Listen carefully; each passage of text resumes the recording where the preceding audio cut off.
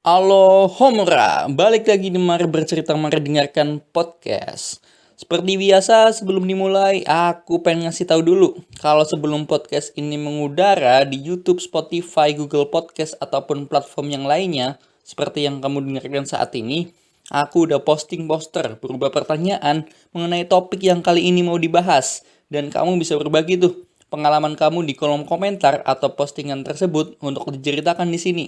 Atau kamu bisa cerita sebagai anonim via teks atau audio dengan cara cek link bit.ly yang udah aku sertakan di kolom deskripsi. Instagramnya ada di situ juga. Oke, enjoy the story. Seperti judulnya, topik kali ini adalah apa hal yang ingin kamu beritahu pada mahasiswa baru. Nih, ini forumnya mahasiswa lama nih. Dengerin nih mahasiswa baru nih. Pesan-pesan dari mahasiswa lama. Jadi, kalau dari aku sendiri ya sebagai mahasiswa semester 5, mau semester 5 ya. Penyesalan terbesar adalah tidak menemukan jati diri ketika semester 1 dan 2. Jadi maksudnya tidak menemukan arah arah hidup ataupun arah kuliah mau kemana begitu. Jadi sebenarnya menurutku semester 1 dan 2 ini adalah fase-fase nanam gitu. Fase-fase menanam kemampuan. Nah, seharusnya di semester 3 dan 4 ini udah bisa memetik. Nah, tapi justru karena waktu itu ada insiden di mana capek ya, udah berjuang SNMPTN, SBMPTN tapi nggak keterima. Jadi ada penyesalan tersendiri tuh di semester 1 dan 2 di awal-awal tuh di semester 1 khususnya.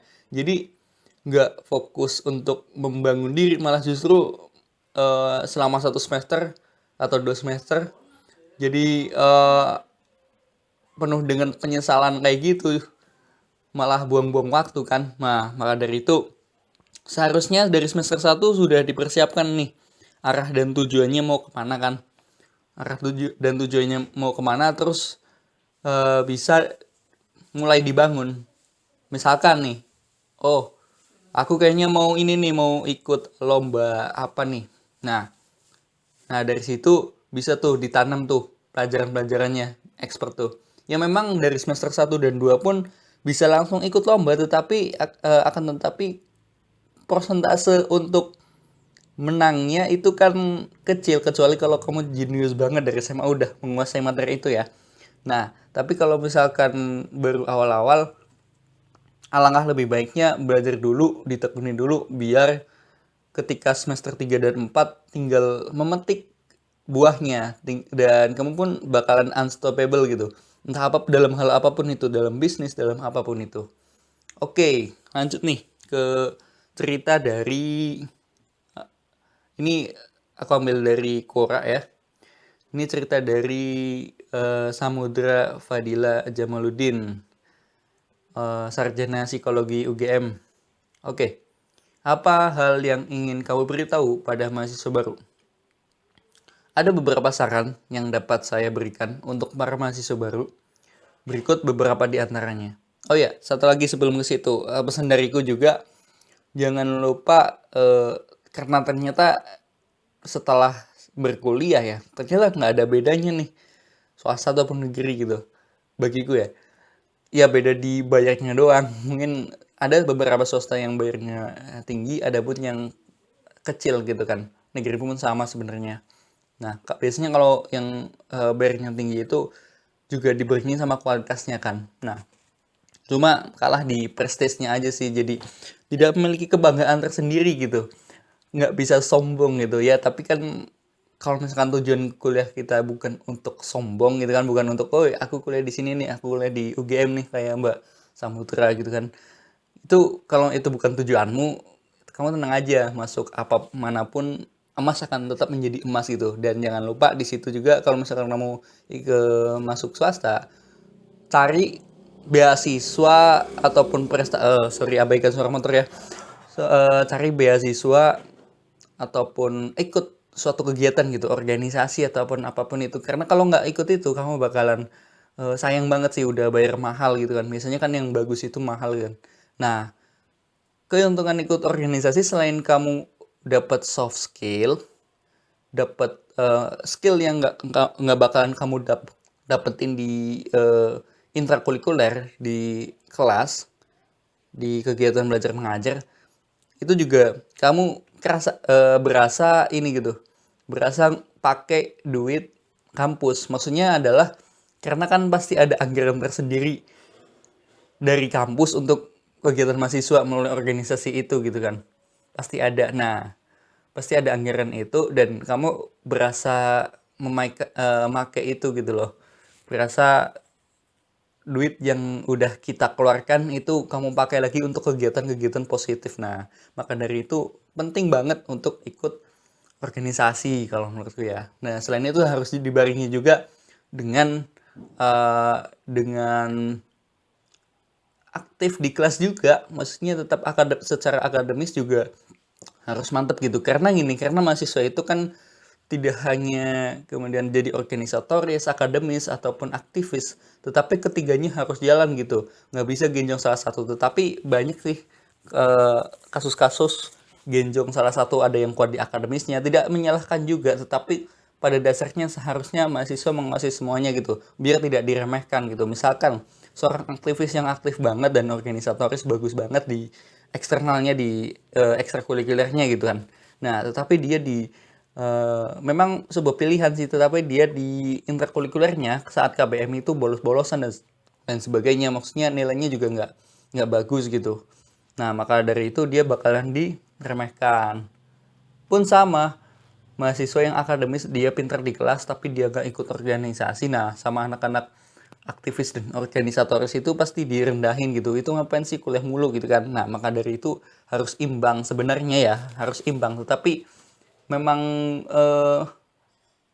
manusia diciptakan hanya dengan satu otak dan dia bisa memilih salah satunya ya, salah satu dari hal tersebut. Tidak ada manusia yang maksudnya manusia itu nggak selamanya sempurna dan menguasai semua hal ya. Jadi pinter-pinter kamu aja mau bagaimana, tetapi yang lebih jelas adalah harus punya salah satu yang menonjol, entah itu di ekstrakurikuler atau intrakurikulernya. Dan nggak harus organisasi, bisa di bisnis ataupun ikut UKM dan sebagainya ya. Yang penting jangan, misalnya nih jangan di kelas juga nggak pinter-pinter amat, tapi nggak ikut organisasi, itu kan apa ya, bukan keputusan yang tepat ya. Kalau misalkan berasa di kelas itu kamu nggak cocok sama mata kuliahnya ternyata ya. Nah, kamu cari tuh passion kamu atau hobi-hobi kamu yang lain dan jadikanlah itu passion yang positif gitu. Misalkan kamu hobi main game, ya coba nih dari game ini kamu bisa apa. Misalkan dari game ini kamu jago bisa bikin YouTube ataupun bisa apapun itulah, jadi jualan jualan diamond kalau di Mobile Legend atau apapun itulah ya. Yang penting kegiatan-kegiatan yang positif, jangan bermain-main atau berleha-leha lah kalau masa-masa kuliah ini, karena deket banget yang namanya antara kehidupan mahasiswa dan kehidupan asli gitu, kehidupan nyata gitu. Maka dari itu jangan dibuang-buang nih. Karena bagiku fase mahasiswa ini adalah fase dimana kita diberikan waktu lebih gitu. Di antara teman-teman kita yang lulus SMA atau SMK udah mikir kerja, kita diberikan waktu lebih untuk belajar. Untuk belajar menjalani kehidupan sebenarnya gitu. Jangan sampai kita udah dikasih waktu 3 tahun setengah atau 4 tahun kan, atau lebih. Nah, itu disia-siakan itu waktu belajar kehidupan itu. Yang jelas jangan hanya belajar di ini sih, memang jangan hanya belajar di intrakurikuler, karena soft skill seperti komunikasi ataupun kemampuan kamu yang lain, kepemimpinan, leadership dan sebagainya itu juga dibutuhkan gitu. Kalau nggak ada itu, kamu tidak bisa menyampaikan ilmu yang sudah kamu pelajari di dalam kelas begitu kan, dan akan selamanya stuck begitu aja gitu kan. Pun sama kalau misalkan kamu menjadi guru atau dosen, menurutku juga harus punya skill komunikasi untuk menyampaikan ilmu kamu gitu kan, dan harus punya skill di mana kamu punya ikatan dengan mahasiswa atau siswa kamu nantinya kan. Nah, oke. Lanjut aja tadi ke Mbak Samudra Fadila Jamaluddin, Sarjana Psikologi Universitas Gadjah Mada. Ada beberapa saran yang dapat saya berikan untuk para mahasiswa baru. Berikut beberapa di antaranya. Pertama, tentukan dari awal kuliah setelah lulus mau ngapain. Target apa saja yang ingin kamu penuhi selama kuliah. Dengan berpikir secara jangka panjang, kamu bisa memilih kegiatan apa yang sekiranya dapat mendukung selama perkuliahan dan menghindari yang tidak penting.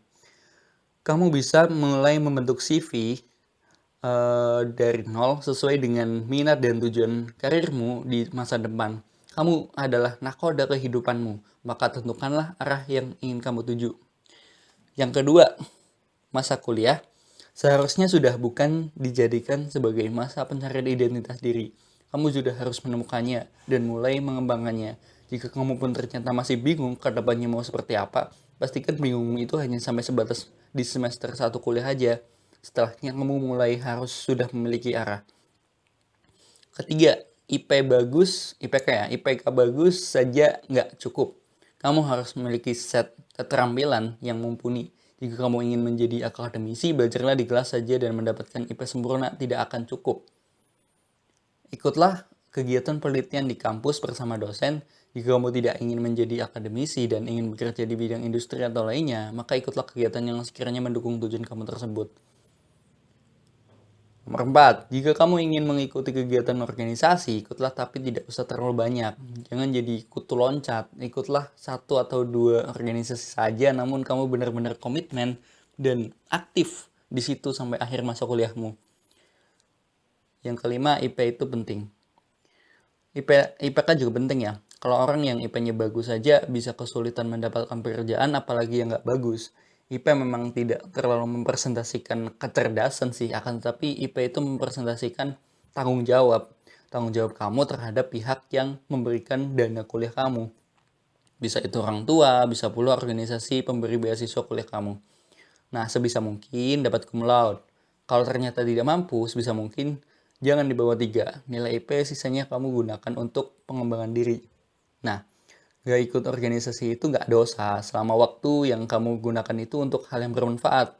Pastikan jika kamu tidak ikut organisasi, gunakan waktu itu untuk suatu hal yang produktif. Apapun itu yang sekiranya bisa berguna untuk pengembangan dirimu. Jika setelah lulus kamu berencana merintis bisnis, mungkin bisa dicicil sejak kuliah. Pokoknya kembali lagi ke poin 1. Poin 1 ini tentukan dari awal kuliah ya, setelah lulus mau ngapain. Nah, nomor 7 selanjutnya, sebisa mungkin jadi mahasiswa yang kritis dalam kelas. Perhatikan setiap materi yang diberikan. Jika nggak paham, bertanyalah. Jika kamu merasa ada materi yang diberikan oleh dosen ternyata faktual atau tidak akurat, coba untuk ajak berdiskusi dengan dosen tersebut. Itu akan memperkaya kemampuan berpikir kamu. Berikutnya, baca, dan baca. Kunci kesuksesan kuliah ada di semangat kamu dalam belajar. Baca ini tidak harus baca tentang materi kuliah di kampus. Segala bentuk tulisan yang kamu baca akan membantu memperkaya cara pandangmu. Skripsi nggak usah muluk-muluk. Yang penting selesai.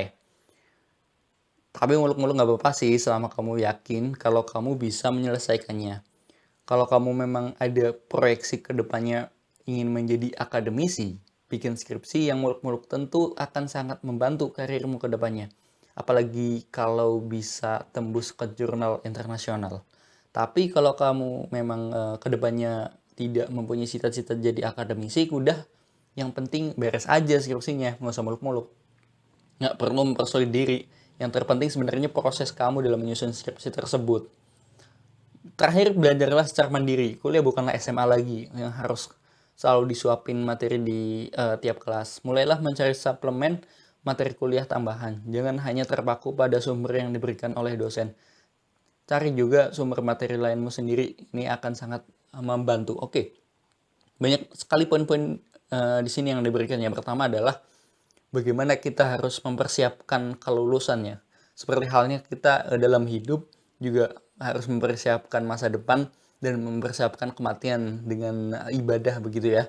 Nah, di sini juga mahasiswa yang atau orang-orang yang selalu berpikir panjang seperti sering disebut sebagai orang-orang yang andil dalam disruption ya, dalam era-era disruption gitu.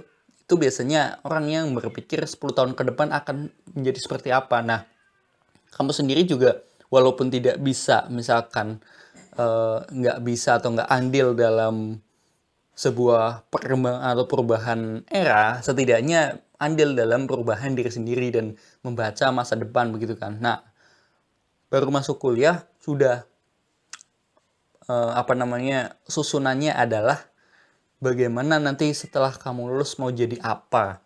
Langsung pertanyaan itu yang muncul, bukan oh nanti semester 1 mau ngapain ya, kira-kira apa yang mau diberikan sama dosen. Nah, baru-baru awal gitu. Nah, terus mau main kemana ya. Nah, itu adalah pemikiran-pemikiran orang yang biasanya tidak memikir masa depan ya, maksudnya belum sampai situ. Nah, orang yang sudah berpikir masa depan adalah ketika dia kuliah, awal-awal langsung, aduh, setelah lulus mau ngapain, padahal baru masuk nih, tapi setelah lulus mau ngapain nih. Nah, baru pertanyaan itu dia jawab, dan setelah dia jawab pertanyaan diri sendiri itu, dia mulai membentuk tuh CV, curriculum vitae, supaya melengkapi CV untuk melamar pekerjaan, untuk CV pribadi sebagai karir atau sebagainya ya. Itu sudah memang harus dibentuk dari awal masa-masa kuliah gitu, sudah dipikirkan. Makanya tadi yang kukatakan adalah harusnya sudah menemukan jati diri sejak semester 1 atau 2 lah. Kalau semester 1 itu untuk memikirkan, semester 2 untuk menemukan dan mencoba menanam. Nah, semester 3 dan 4 mulai ditingkatkan lagi dan mulai memetik gitu loh. Nah, terus juga tadi masalah IPK juga ini ya disinggung ya. IPK bagus tidak cukup, tetapi IPK juga penting gitu kan. Nah, IP bagus saja nggak cukup ya tadi, kalau misalkan kamu sibuk di akademisi, maksudnya di kegiatan belajar mengajar dan mendapatkan IP sempurna, kalau misalkan kamu jadi hanya seperti itu dan tanpa menggunakan ilmu kamu atau kepintaran kamu di kelas seperti untuk melakukan penelitian, melakukan penulisan di blog, ataupun misalkan bikin konten lah di YouTube tentang kepintaranmu, tentang seputar ilmu yang sedang kamu pelajari, itu akan sia-sia saja gitu kan. Nah, kamu juga menggunakan IP kamu ini. Nah, ada nih nanti sebuah cerita yang dimana HRD ya. HRD itu yang jelas kita tahu sebagai divisi yang menerima karyawan baru gitu kan di sebuah perusahaan. Ini misalkan kamu jadi bukan nggak mau jadi wirausaha ya, tapi mau bekerja di suatu bidang ya. Karena sebelum usaha pun banyak wirausahawan yang bekerja terlebih dahulu baru mempelajari ilmu dan kemudian dia melakukan pekerjaan. Tapi sebelum dia kerja itu pasti dia udah menyiapkan tuh mau usaha apa bentuknya, kayak Jack Ma dan sebagainya. Sebelum dia ditolak di universitas kemudian kerja di sana sini, itu pasti dia sudah memikirkan tuh usaha kedepannya mau seperti apa. Cuman dia simpan dulu karena tidak memiliki modal gitu kan. Nah, masalah IP tadi ini kan di HRD itu biasanya dilihat tuh IP-nya berapa dan dites tuh. Misalkan nih satu mata kuliah, satu subjek, kamu misalkan kuliahnya di akuntansi nih. Misalkan akuntansi keuanganmu atau ya akuntansi keuanganmu dapat A misalkan. Nah, biasanya nggak ada beberapa perusahaan yang tanya tuh materi-materi bagian akuntansi keuangan yang sama sekali sebenarnya tidak bakalan dipakai di kantor itu, ilmu tersebut, maksudnya pelajaran seputar tersebut, tetapi karena di situ IP kamu A, maka biasanya ditanya itu seputar mata kuliah itu. Nah, kalau misalkan kamu tidak menguasai mata kuliah itu, hanya mendapatkan IP saja, IPK yang benar-benar hanya A saja, dan kamu nggak menguasai mata kuliah tersebut, nah itu akan bingung. Nah, bagusnya lagi IP-nya bagus tapi dikuasai juga mata kuliahnya begitu kan, dikuasai juga maka akan lebih bagus.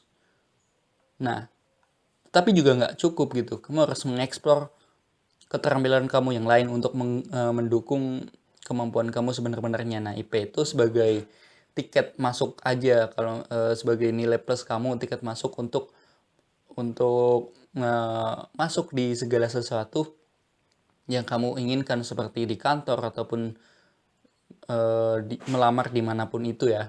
Karena ketika kamu misalkan sekarang kan zaman-zamannya misalkan mau ikut organisasi dan orientasinya mau jadi leader ya, jadi ketua BEM atau ketua himpunan atau ketua apapun itu biasanya juga mempertimbangkan IP tuh, fakultas atau universitasnya. Nah, kalau misalkan kamu gila-gilaan di organisasi tetapi nggak diseimbangi sama IP, sama mata-mata kuliah yang harus kamu selesaikan, maka jalanmu tidak akan sedikit terhambat gitu. Jadi IP juga penting tadi ya. Walaupun IP bagus saja tidak cukup harus dibarengi yang lain, tetapi IP juga penting, bukan hal untuk disepelekan. Paling enggak kamu harus mengorbankan itu. Tadi ada konsep ketika IP kamu 3, nah IP kamu itu harus kamu sumbangkan ke yang lain, misalkan ke keterampilan yang lain gitu. Misalkan nih, kamu korbankan IP kamu menjadi 3, IP itu kan 4 kan. Ada yang bilang IP itu sampai 4 doang dan 5, 6, 7, 8, 9, 10 yang kamu dapatkan di yang lain gitu kan. Nah, tapi juga harus diperhatikan tuh 4 poin itu. Nah, IP yang bernilai 4 itu kan. Memang 5, 6, 7, 8, 90-nya bisa kamu cari di yang lain, tetapi 4 poin itu kan merupakan unsur atau bagian dari nilai gitu kan. Nah, misalkan nih IP kamu dapat 3 nih. Nah, artinya kan kurang 1 nih. Nah, 1 ini kenapa kamu berkorban 1 sampai nggak dapat poin 1 ini, pikirkan nih, digunakan untuk apa selama ini gitu. Dan pastikan ketika kamu dapat nilai 3 nih, misalkan nih IP 3. Nah, 1 poin ini udah kamu investasikan kemana? Udah misalkan kamu bisa keterampilan ini, bisnis kamu sudah berkembang, sudah mulai jalan, terus kamu ikut lomba-lomba, dapat banyak prestasi. Nah, itu memang apa ya, konsep yang bagus gitu. Jadi imbang juga sebenarnya. Nggak usah mikirin cum laude lah misalkan. Kita udah dapat 3, tetapi sisa dari 3-nya itu 1,0-nya itu kemana gitu. 1,0-nya itu buat apa gitu. Harus kita gunakan sebaik-baiknya gitu. Nah, nggak ikut organisasi juga nggak dosa, walaupun itu penting menurutku ya. Nggak dosa selama apa yang kamu lakukan ya, IP 1,0 tadi ketika kamu dapat 3,0 itu buat apa gitu. Kalau nggak buat organisasi ya buat apa? Buat misalkan buat lomba, ataupun buat bangun bisnis, ataupun buat ngerintis karir, ataupun apapun itulah. Pokoknya dimanfaatkan karena ini masalah waktu gitu kan. Kuliah ini bakalan banyak opportunity cost kalau menurutku, banyak biaya-biaya peluang, banyak yang dikorbankan. Nggak bisa kamu pengen dapat semuanya gitu kan. Nah, maka dari itu harus pintar-pintar memilih sebuah hal ya. Kemudian baca juga ya. Baca ini penting banget. Mau baca apapun itu. Baca situasi, baca mata kuliah, terus baca dimanapun lah. Video pun bisa dibaca gitu. Maksudnya membaca itu tidak harus berbentuk tulisan, tapi sumber apapun itu bisa dibaca, asalkan nantinya pembacaanmu itu bisa menjadi kunci kesuksesan kamu untuk bekal-bekal begitu, untuk sumber pengetahuan dan sebagainya. Nah, teruslah begitu. Jadi banyak-banyak banyak pilihan yang harus kamu set gitu. Banyak dikorbankan dan banyak yang dipilih gitu. Ketika kamu memilih untuk aktif di organisasi dan menjadi leadership ya, kuliah agak sedikit dikorbankan sedikit ya. Jangan sampai penuh dikorbankan, tetapi sedikit dikorbankan. Itu sah-sah saja. Oke, lanjut lagi ke Tari D. Febrianti. Benar.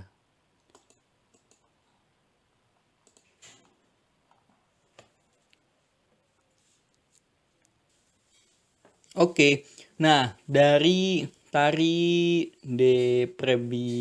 Prebintari S1 Ilmu Komunikasi. Nah, sebenarnya ini life hacks ngampus sih. Jadi yang pertama adalah biasanya hari pertama masuk kuliah setelah libur semester jangan terlalu rajin masuk. Biasanya perkuliahan belum efektif dan jadwal suka berubah-ubah. Di kampus saya sih gitu, sekarang udah semester 7 dan saya malas masuk di minggu pertama kuliah. Ini berlaku untuk absen manual. Yang kedua, silakan manfaatkan jatah gak masuk. Kalau di kampus saya toleransi gak masuk di kampus 3 kali per mata kuliah. Tapi jangan manfaatkan jatah ketika menjelang akhir-akhir mau UAS. Biasanya banyak tugas individu atau kelompok. Mau pulang kampung, banyak tugas. Dan harus kerja kelompok. Manfaatkan jatah di awal atau di tengah semester. Nah, yang ketiga, buat anak komunikasi, nanti biasanya di awal gak jauh-jauh pasti dikasih tugas membuat media cetak itu, ya kayak brosur, logo, pamflet dan lain-lain. Usahakan jangan hilang datanya, bisa dipakai lagi buat mata kuliah yang terkait gitu. Kebetulan semester 3 saya ada tugas buat iklan cetak, udah 3 matkul saya memakai data itu lagi, jadi nggak perlu capek-capek ngerjain lagi. Yang keempat adalah kalau ada tugas yang sulit banget dan kalian pengen sewa joki, seperti tugas animasi misalkan, silakan sewa dan tawar harganya. Lalu kalian cari teman yang membutuhkan sewa joki juga. Misalkan 5 orang. Harga sewa joki itu per orang misalnya 50.000. Buatnya satu orang aja sih. Nanti patungan. Jadi per orang cuma bayar 10.000. Tapi jangan sampai jokinya tahu. Kadang joki juga suka licik. Terus filenya kalian edit-edit lagi biar tiap orangnya beda gitu, ganti backgroundnya, warna dan lain-lain. Pokoknya ya harus diedit lagi, pastinya kalian udah diajarkan cara mengedit kan, minimal ada usaha ngerjain dikit lah, main cantik. Yang berikutnya adalah males nulis, foto aja pakai HP, kecuali dosen nggak mengizinkan main HP di kelas. Sampai rumah atau kosan terserah mau ditulis atau enggak, yang penting foto materi tersimpan, jangan lupa di folder. uh, ada matkul penting jam 7 pagi tapi kesiangan, atau besoknya ada satu matkul dan kagak pengen libur aja, ikut ke kelas lain yang pastinya dosen dan matkulnya harus sama. Jika perlu beritahu dosen sebelumnya bahwa kamu bakal masuk kelas lain, kalau dosennya santuy masuk aja, tapi biar enak izin dulu. Berikutnya adalah jangan mau dimintain titip absen sama temen kalau belum tahu karakter dosennya, jangan coba-coba pokoknya. Berikutnya deketin salah satu tukang fotokopi murah dan jadiin langganan. Apalagi abang-abang suka senang kalau diajakin ngobrol, sering bercandain gitu kan. Nah biasanya kalau ngeprint ada yang salah suka digratisin. Uang nggak ada receh, untuk kembalian juga nggak perlu bayar. Sumpah ngebantu itu. Apalagi semester atas, mondar mandir ke fotokopian kan, flashdisk dan barang yang ketinggalan pasti disimpan dengan baik sama si abangnya dan sering dibantuin ngeditin tugas. Berikutnya adalah ikut beasiswa. Kalau ada pendaftaran beasiswa, daftar langsung. Biasanya persyaratan tertulis, harus aktif organisasi, IP minimal sekian. Tapi gak pede karena kalian kurang memenuhi persyaratan, ajuin aja. Siapa tahu dapet. Seperti saya tiba-tiba dapet, awalnya iseng, padahal gak aktif organisasi dan IP juga pas-pasan. Lumayan, uangnya sedikit buat belanja barang branded di PVG. Sisanya untuk bayar semester. Buat cewek, bawa sling bag, isi HP, dompet, pulpen juga nggak jadi masalah. Kuliah nggak harus berat-berat bawa buku catatan atau laptop. Monggo yang mau bawa catatan, tapi kalau saya cuma bawa kertas selembar sampai rumah, masukin binder. Kalau ada kuis, minta kertas ke temen. Wah, ini life hack sekali ya. Jadi bisa diambil sisi positif dan negatifnya aja ya. Ini memang kehidupan mahasiswa keras ya. Jadi, tapi ada beberapa poin yang saya tidak menyarankan ya, bukan sok bersih ya, sok suci, tetapi itu juga akan berpengaruh ke diri kamu sendiri. Kayak misalkan tadi ngejokiin ya, maksudnya ngasih tugas kita ke joki. Nah, walaupun ya memang kita udah pinter nih, tetapi nggak punya waktu sehingga pakai joki gitu kan, itu tetap aja berpengaruh ke tanggung jawabmu gitu loh. Walaupun itu apa ya, tidak langsung berpengaruh ke kemampuanmu karena kamu juga udah pintar ngedit, tetapi masih dijogiin juga, tetapi kan tanggung jawabmu di situ tantangannya nggak ada gitu. Misalkan lagi dikejar-kejar waktu, tapi tetap kamu kerjain sendiri, nah itu baru kamu bisa bertanggung jawab. Nanti ada kalanya kamu akan mendapatkan posisi seperti itu di apapun itu, di pekerjaan, di apapun itu bakalan ada posisi di mana eh, numpuk nih dan kayak seperti kekurangan waktu. Dan ketika kamu kerjain sendiri udah terbiasa seperti itu, nah kamu udah bisa bertanggung jawab atas waktumu sendiri, karena nanti ketika bekerja itu nggak ada yang ngejogiin gitu.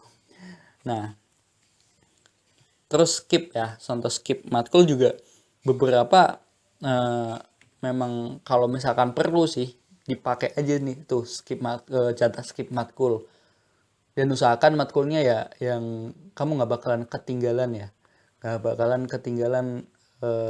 Misalkan mata kuliah yang penting atau dosennya nggak tolerir atas izin-izin seperti itu, ya jangan dipakai buat skip gitu. Biasanya dosen-dosen yang seperti itu pasti informatif, maksudnya setiap mata kuliahnya dia itu pasti masuk dan pasti memberikan informasi-informasi baru atau mata kuliah baru. Nah, hindari tipe mata kuliah yang seperti itu ya untuk di skip. Jadi pastikan mata kuliah yang santuy baru bisa skip, dan skipnya pun untuk kegiatan yang positif. Kamu udah misalkan nih satu semester itu satu matkul itu SKS-nya berapa, misalkan satu nih, nah dan bayarnya 150.000 nih. Nah 150.000 itu kan dibagi lagi tuh, dibagi 6 udah berapa tuh. Nah pastikan kamu kehilangan duit segitu tuh nggak menyesal gitu, nggak eman-eman gitu. Kamu udah kehilangan duit segitu, kehilangan kesempatan untuk menambah ilmu, pastikan digantikan dengan sesuatu hal yang imbang. Misalkan kamu skip matkul untuk apa gitu, untuk ikut lomba ini atau untuk dimanfaatkan untuk misalkan ketemu klien atau apapun itu, harus diimbangi ya, maksudnya harus imbang ya, pengorbananmu dengan apa yang kamu pilih harus imbang gitu. Nah, dan juga jangan sampai kalau misalkan malas nulis, masih level sekarang sih, maksudnya eh, nulis mata kuliah itu memang udah zaman sekarang udah nggak zamannya lagi gitu kayaknya ya.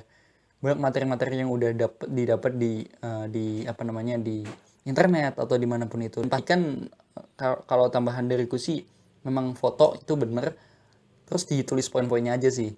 Kalau selain ngefoto itu ditulis poin-poinnya. Nah setelah itu kamu pelajari tuh poin-poin tersebut, cari tuh di Google, banyak juga mahasiswa yang nge-share tuh mata kuliahnya atau dosen-dosen yang nge-share mata kuliahnya di blog, banyak yang seperti itu. Dan pastikan kamu paham ketika di kelas, sehingga ketika ngecari itu kamu nggak bingung-bingung amat kan. Nah terus eh, selanjutnya ya, dari Ismi Nur Halisa, belajar di Ilmu Komunikasi Universitas Mula Warman. Oke, saya akan mencoba menjawab ini walaupun saya juga masih mahasiswa baru alias semester 2. Ini dijawab pada 2019, berarti dia sudah semester berapa ini? Oh, mau semester ini ya, mau semester 5 berarti ya, sama seperti saya. Oke. Oh enggak, mau semester 3 berarti. Oke. Kalau kalian anak merantau, hadirlah masa orientasi dan berkenalan sebanyak-banyaknya. Biasanya ketika orientasi akan dibagikan beberapa kelompok yang terdiri dari maba dari berbagai prodi dalam satu fakultas yang sama. Sebisa mungkin sering-seringlah ikut kumpul, diskusi, dan utarakan pendapat yang ada di kepalamu. Karena ketika kamu menjadi pasif, walaupun ada, kamu akan susah untuk dikenal dan diingat. Yang kedua adalah kalau kalian tidak merantau, bersyukurlah masih ada kesempatan untuk ikut dengan teman yang berasal dari sekolah yang dulunya sama, entah SD, SMP, atau SMA. Namun jika kalian ingin mencari lingkungan baru, lakukan trik seperti di atas. Terus maksudnya trik itu tadi di masa orientasi itu berkenalan sebanyak-banyaknya. Cari panggung lah di MOS ataupun apa sih kalau misalkan masih ospek. Ospek ya. Kalau misalkan di universitas Islam biasanya kan mataf gitu kan. Masa ta'aruf atau ospek lah gampangnya. Nah, Yang berikutnya adalah first impression itu penting. Jangan lupa untuk menyetrika bajumu, perhatikan pakaian, dan kenakan juga parfum. Jangan lupa untuk merapikan rambutmu agar terlihat lebih fresh. Karena ketika kamu tidak rapi, tidak ada yang mau berkenalan.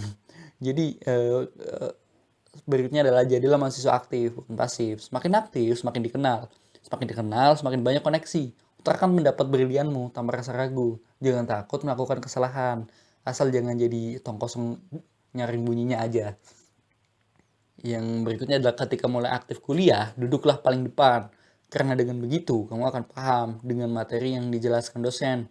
Apalagi jika gaya belajarmu dominan ke auditori, jangan duduk ke belakang karena akan ada banyak sekali noise yang mengganggu konsentrasi. Begitu juga kalau gaya belajarmu visual, apalagi kalau kamu mengenakan kacamata, usahakan kamu dapat mencatat materi yang telah diberikan. Jangan remehkan benefit dari duduk di bagian depan. Berikutnya adalah pandai-pandai memilih teman. Pilihlah teman yang akan membuatmu menjadi lebih baik, bukan lebih gaul ya, menjadi lebih pintar, lebih berwawasan, lebih religius dan sebagainya. Karena salah memilih teman dari awal, nilaimu menjadi taruhannya. Nilai jelek sama dengan tinggal kelas, sama dengan lama lulusnya. Terus belajar berkata tidak. Jika ada teman yang mengajak nongkrong yang kurang penting, tolaklah dengan halus, apalagi ketika kamu sedang tidak ada uang. Jangan hidup diselimuti gengsi. Terus usahakan aktif bertanya. Dosen saya berkata, ketika kamu bertanya, maka tandanya kamu paham dengan materinya. Daripada kamu yang sekedar duduk mengangguk padahal tidak memperhatikan sama sekali. Putarlah otakmu untuk bertanya kemungkinan penjabaran yang lain. Bersikap kritis. Kali ini akan lebih mudah jika jurusan yang kamu ambil adalah jurusan yang meliputi ilmu sosial, hukum, dan sebagainya. Yang bukan merupakan teori konkret seperti jurusan saintek. Terus perhatikan MOU setiap dosen atau lebih dikenal dengan istilah kontrak kuliah. Karena setiap dosen itu watak atau kelonggarannya berbeda-beda. Ada yang jatah bolosnya sekian, ada juga yang sekian. Ada yang peraturan pakaiannya sangat ketat dan ada juga yang longgar gitu kan peraturannya. Terus gunakan jatah bolos dengan bijak, semisal untuk acara keluarga, sakit atau keadaan urgensi lainnya. Jangan sampai jatah bolosmu habis begitu kamu sedang dalam keadaan urgent. Nanti bisa nggak boleh ujian. Yang berikutnya adalah ikuti UKM atau organisasi kampus. Jika kamu merasa mampu manajemen waktu dengan baik, ini opsional sih. Tapi kamu sah-sah aja jika ingin fokus kuliah tanpa mengikuti kegiatan lain. Jika dirasa ada organisasi yang menarik minatmu, ikutilah selagi ada kesempatan. Run to take an opportunities. Hindari SKS ketika ujian, maksudnya sistem kebut semalam. Ini krusial banget, bahkan sejak sebelum kuliah pun banyak orang-orang yang mendengar ini ya, kayak di SMA atau SMP banyak yang sudah menerapkan sistem SKS ini, sistem kebut semalam ya. Oke, jadi pertama tadi ya tips yang menarik itu mencari panggung ya ketika masa orientasi. Ini bagus banget, ini adalah semangat dari mahasiswa ya seharusnya. Jadi jangan sampai penyesalanmu terhadap kegagalanmu untuk masuk universitas yang kamu ingin itu kebawa sampai ketika kamu udah masuk kampus. Ketika udah kamu masuk kampus, udah tuh memang ini keputusan yang besar dan berat, tetapi ketika kamu bisa melakukannya itu kamu udah menjadi orang yang sangat hebat banget membuang penyesalanmu itu gitu loh. Nah, jadi ketika masa orientasi penuh dengan semangat itu, dengan tebar-tebar pesona kepintaran ya, sebenarnya pesona apa ya, pesona keaktifanmu, pesona potensimu ya, bukan pesona pesona penampilanmu, tetapi pesona memang kamu itu banyak potensinya begitu. Nah, ketika kamu sudah bisa mempesona seperti itu, artinya memberikan aura-aura kepintaranmu, itu kamu bakalan banyak dikenal gitu. Semakin kamu banyak dikenal, dan jangan sombong, itu gunakan untuk relasi gitu. Ketika ada yang mengenalmu, usahakan kamu mengenalnya juga gitu. Dan orang itu kalau dikenal namanya kan akan sangat bangga gitu kan, dikenal namanya sama anak yang sebenarnya sebelumnya nggak kenal. Dan usahakan kenalan gitu, jangan sampai di ospek jadi artis gitu kan, jadi maba artis tapi dikenal banyak orang dan kamu nggak kenal tuh sama orang. Nah, itu sia-sia banget. Usahakan siapapun itu jangan diremehkan gitu. Kenalan lah, siapapun itu. Nanti setiap orang juga punya kemampuan dan simbiosis mutualisme akan saling menguntungkan begitu. Banyak kenalan, banyak orang, orang itu memiliki kemampuan yang beda-beda. Siapapun itu pasti punya. Maka ketika kamu berkenalan dengan dia suatu saat kamu akan bersimbiosis mutualisme dengan dia. Nah, terus yang lain sama. Terus ini pandai-pandai memilih teman ya. Tips pandai-pandai memilih teman. Nah, usahakan pilih temanmu yang satu passion sih. Maksudnya begini. Tapi seringnya di kuliah itu tidak ada orang yang kekanak-kanakan sih, tidak ada mahasiswa-mahasiswa atau teman kita yang kekanak-kanakan kayak nyinyir atau sebagainya. Biasanya nggak ada, biasanya selalu ngedukung kita gitu.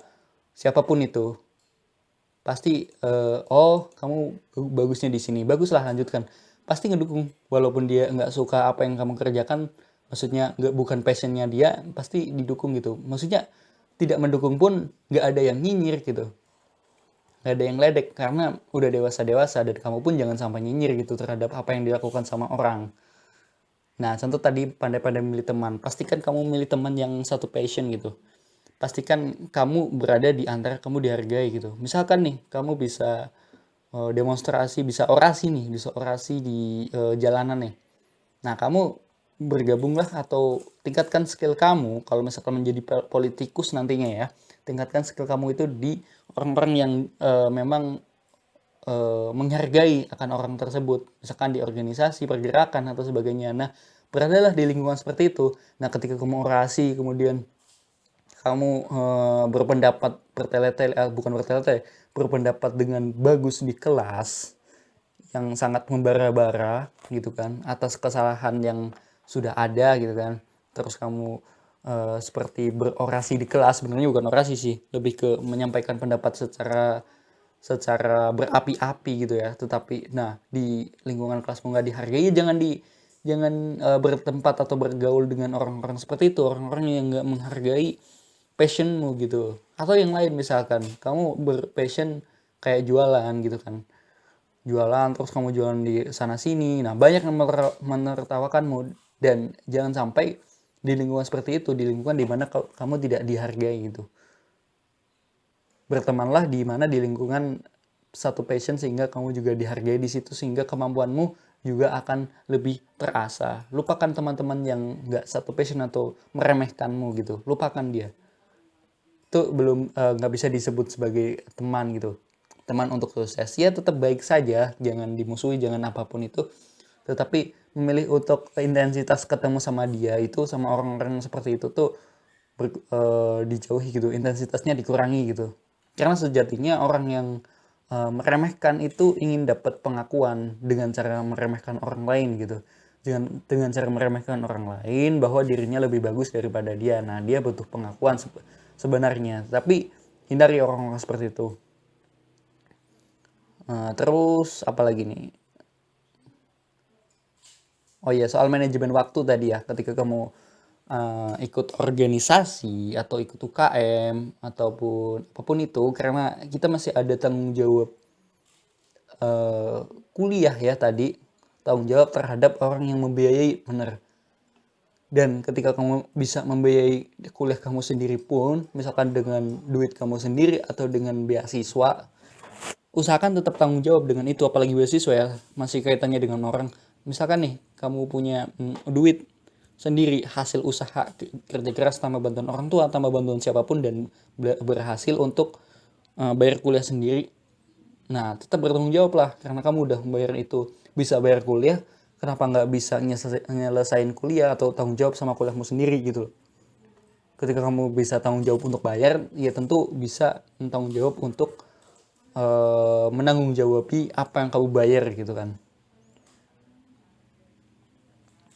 Nah, tips yang terakhir, nanti kalau misalkan ini kurang, ini masih banyak banget, bisa di part 2 aja ya. Oke. Ini nih tips dari Bohal Yakub, S1 Ilmu Hukum, Universitas Kristen Maranatha. Oke, ini nih dari aku mahasiswa tingkat akhir 2019 ya. Ini di postnya 2019. Semoga ini dia udah lulus. Amin. Nah, pertama, temenmu di masa-masa awal kuliah pasti akan menyusut. Mungkin ada juga yang tetap solid like a rock atau berkembang bertambah banyak, tapi ya pasti menyusut. Most of pasti menyusut, berhilangan, bahkan nanti sapa-sapaan kalau ketemu pun enggak.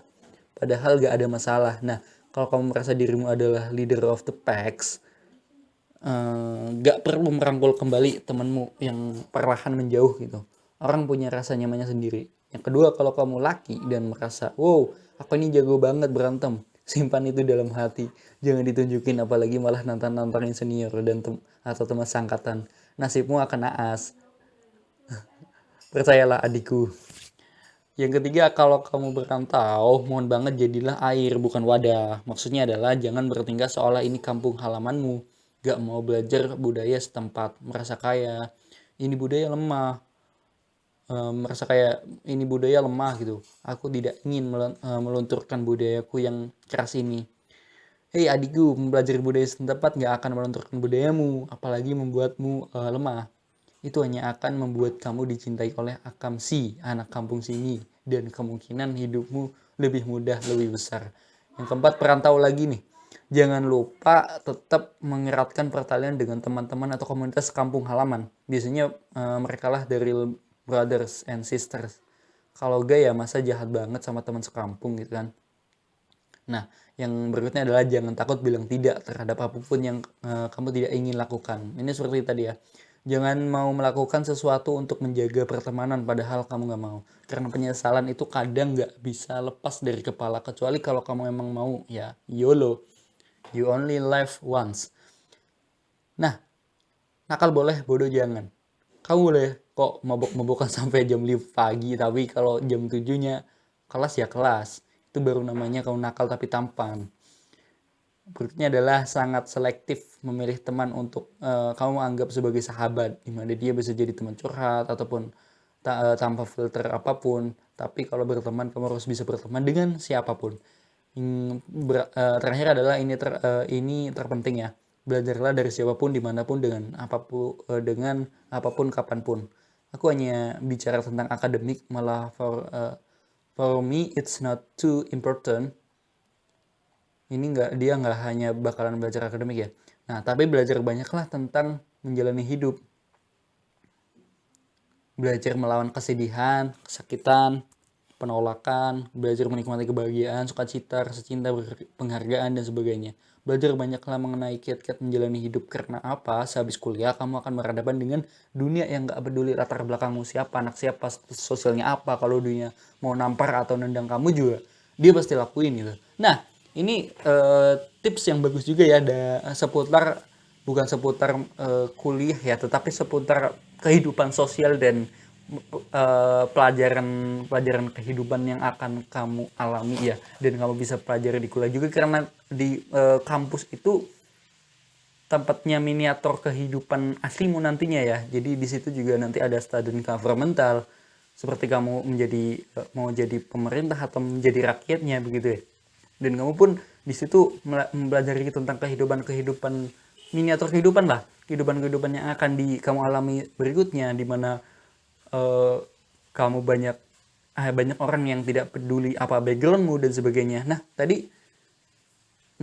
ada beberapa tips yang sangat bagus ya. Seperti kalau kamu perantau, mohon banget jadi air, jangan jadi wadah. Artinya kamu menerima budaya yang ada gitu. Nah, banyak nih kasus orang dimana nggak bisa luntur dari kebudayaan yang dia bawa di kampungnya.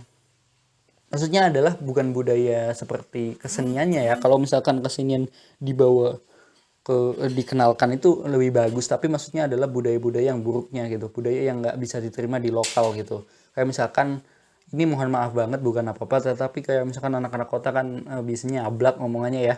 Ya bukan anak kota aja, tetapi ada beberapa juga, misalnya anak desa ataupun anak manapun itu yang memiliki dari tata bahasanya itu nggak bagus untuk di budaya setempat gitu, di budaya berbicara di masyarakat setempat, di masyarakat kampus itu.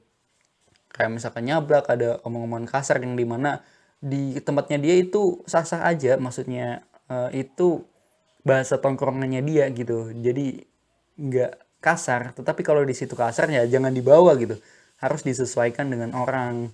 Kecuali kalau kamu misalkan di perantauan dan kamu ngomong sama anak setongkronganmu, nggak apa-apa ngomong seperti itu, karena itu akan sangat menyinggung banget ya.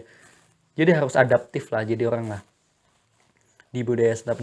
Dan ketika kamu bisa bergaul dengan akamsi, anak kampung sini di kampung tersebut ya, di maksudnya wilayah tersebut, nanti kamu bakalan kenal banget sama budaya yang setempat dan bakalan banyak dibantu juga. Karena kan dia rumahnya di dekat kampus. Nah, apa-apa pasti enak tuh kalau misalkan ada apa-apa. Nah, terus juga masalah pertemanan lagi ya. Jangan takut bilang tidak, tadi seperti tips dari Mbak tadi ya. Nah, jangan takut bilang tidak terhadap apapun yang kamu tidak ingin lakukan. Jadi jangan gengsi lah. Bilang enggak ya enggak. Kalau misalkan ada yang ngajak kamu apa tetapi enggak satu dengan visimu, itu tinggalin aja gitu. Terus bertemanlah sebanyak mungkin, tapi kamu harus memiliki satu teman yang dianggap sebagai sahabat. Maksudnya sahabat di sini adalah yang biasanya satu passion, satu tujuan, atau enggak satu passion pun selalu mendukungmu gitu. Kita berjalan di jalan masing-masing tapi saling dukung, itulah sahabat namanya. Yang biasanya dalam berkesempatan dalam satu waktu dan saling berjuang bersama, teman seperjuangan biasanya kalau dia katakan sih. Nah, terus terakhir ini terpenting ya menurutku juga, belajarlah dari siapapun, dimanapun, dengan apapun dan kapanpun. Karena setiap orang adalah guru, setiap tempat adalah sekolah ya. Jadi semuanya pun memiliki nilai untuk kita pelajari. Dan jangan jadi sombong, jangan jadi orang yang benar-benar merasa sudah pintar, tetapi sebenarnya masih banyak yang kurang dari dirimu gitu. Makanya di lingkungan seperti apapun kamu harus banyak belajar gitu, tentang kehidupan, tentang kepintaran, tentang ilmu, apapun itu. Harus banyak belajar gitu, karena banyak yang harus diasah di dalam kuliahmu. Tadi pelajaran terpenting ya, tidak hanya membangun karir saja. Setelah lulus kampus kamu sudah jadi apa? Jadi mandiri, jadi orang yang bisa bersosial, jadi orang yang siap bermasyarakat, jadi orang yang siap menghadapi kehidupan, menghadapi masalah dan sebagainya. Tidak hanya sepenuhnya karir saja gitu. Tidak hanya sepenuhnya suara motor. Nah, tidak hanya sepenuhnya tentang kamu setelah kuliah ingin jadi orang yang fokus cari duitnya di bidang apa. Dah nggak sepenuhnya kayak gitu. Tetapi kamu juga harus bisa mengupgrade kemandirianmu, mengupgrade cara menyelesaikan masalahmu, problem solvingmu, cara apapun lah itu. Pokoknya itu adalah bekal dari kehidupanmu yang nantinya akan menjalani kehidupan yang asli. Tempatnya itu di kampus. Nah, kamu tuh beruntung kuliah dimanapun gitu, di negeri atau swasta. Nah, ketika kamu sudah berkuliah nih ya, para mahasiswa baru, walaupun kampusmu nggak sesuai dengan kemauanmu, karena kamu harus yakin Tuhan punya rencana lebih baik daripada kamu sendiri gitu. Nah, gunakanlah kesempatan itu untuk mengupgrade, karena kamu lebih beruntung daripada yang nggak kuliah. Yang nggak kuliah itu nggak punya waktu untuk memikirkan itu, untuk belajar akan itu gitu, akan belajar akan ilmu dan belajar akan hidup. Nah, kedua poin itu bisa kamu pelajari selama 3,5 atau 4 tahun. Atau kalau kamu mau lebih, asalkan jangan 10 tahun, nanti kamu DO. Oke, sampai situ aja mungkin ya. Nanti kalau misalkan ada tips-tips berikutnya, bisa dibikin part 2-nya. Oke, jangan lupa follow IG mbmd.podcast. Dan di situ kamu bakalan dapat banyak informasi dari topik-topik yang akan kita bahas selanjutnya, atau kamu bisa menanyakan topik juga di link bit.ly yang ada di deskripsi. Oke. Alohomora.